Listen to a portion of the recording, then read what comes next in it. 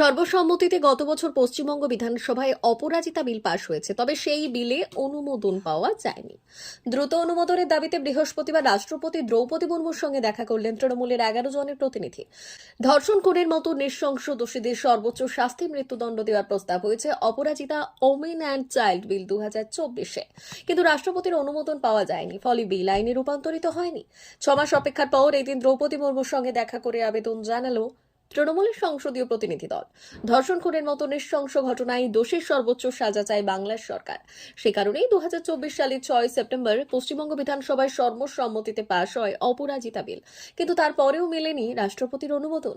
দ্রুত বিলটি পাশ করার দাবিতে এদিন তৃণমূল সাংসদ সুদীপ বন্দ্যোপাধ্যায়ের নেতৃত্বে 9 মহিলা সাংসদ সহ 11 জন সংসদের সংসদীয় প্রতিনিধি দল দ্রৌপদী মুর্মুর সঙ্গে দেখা করলেন। দলে সুদীপ ছাড়াও ছিলেন দোলা সেন, সায়নী ঘোষ, জুনমালিয়া, প্রতিমা মণ্ডল, মহুয়া মৈত্র, সুস্মিতা দেব, ডেরেক ওব্রায়েন প্রমুখ। রাষ্ট্রপতির সঙ্গে দেখা করে বেরিয়ে তৃণমূল সাংসদ প্রতিমা মণ্ডল কি জানালেন শোনাবো।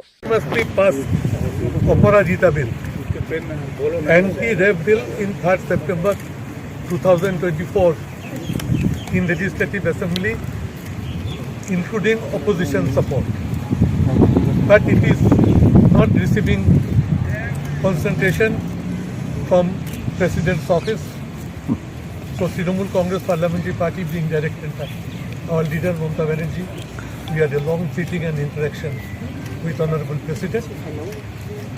We submitted before her the details of the bill and what we are making demand for: life imprisonment or hanged to death.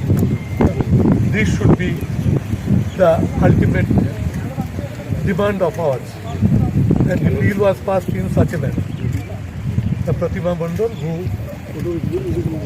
went to the memorandum today,